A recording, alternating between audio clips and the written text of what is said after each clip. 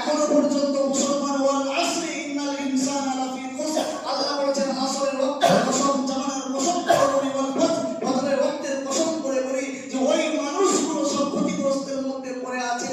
ইল্লাল্লাযীনা আমানু ওয়া আমিলুস সালিহাত ওয়া তাওয়াসাউ বিল হাক্কি ওয়া তাওয়াসাউ বিস সাবরি, যেই লোকগুলি ক্ষতিগ্রস্তের মধ্যে পড়ে নাই, যারা নাকি ঈমানদার, পরিষ্কার, সালিহা এবং সব সময়ের জন্য হক কথা বলে, সব সময়ের জন্য ধৈর্য ধারণ করে।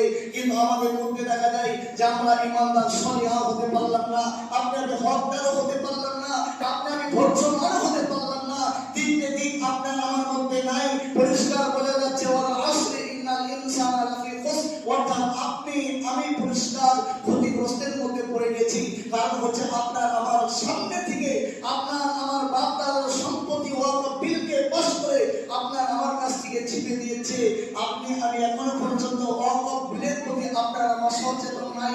পরিষ্কার জেনে রাখুন, ওয়াকফ বিল ওকে বলা হয় যে কবরস্থান রয়েছে, ওই কবরস্থান হচ্ছে ওয়াকফ বিল। দুনিয়ার বুকে যে মাদ্রাসাগুলো রয়েছে, এই মাদ্রাসাগুলো হচ্ছে ওয়াকফ বিল। দুনিয়ার বুকে যে আস্তানা রয়েছে, এই আস্তানাগুলো হচ্ছে ওয়াকফ বিল। দুনিয়ার বুকে যে আস্তানার বিভিন্ন জায়গা রয়েছে, এই জায়গাগুলো হচ্ছে ওয়াকফ বিলের জায়গা।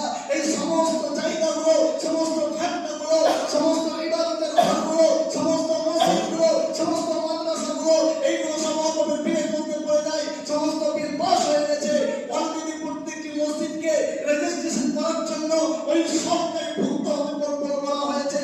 কারণ হচ্ছে যখন আপনাকে আমাকে মসজিদে রেজিস্ট্রেশন করতে বলেছে, আপনাকে আমাকে করতে হবে, আর করার পরে আপনাকে আমাকে সরকারি ভুক্ত হতে হবে। আপনি আমি নিজেকে নামাজ পড়া বাদ দিয়ে ঘুরে বেড়াচ্ছি। এমন একটি সময় আসবে, আপনি আমি নামাজ পড়ার জন্য যখন মন চাইবে, নামাজ পড়ার জন্য যখন ইচ্ছা হবে, আপনি আমি পরিষ্কারভাবে নামাজ আদায় করতে পারবো না। কারণ হচ্ছে আপনি আমি যখন মাগরিবের আযান দেওয়ার জন্য এক মুয়াজ্জিন থাকবে, মাইক থাকবে, কিন্তু আযান দেওয়ার সময় দেখা যায় প্রশাসন এসে আযান দেওয়া বন্ধ করে দেবে।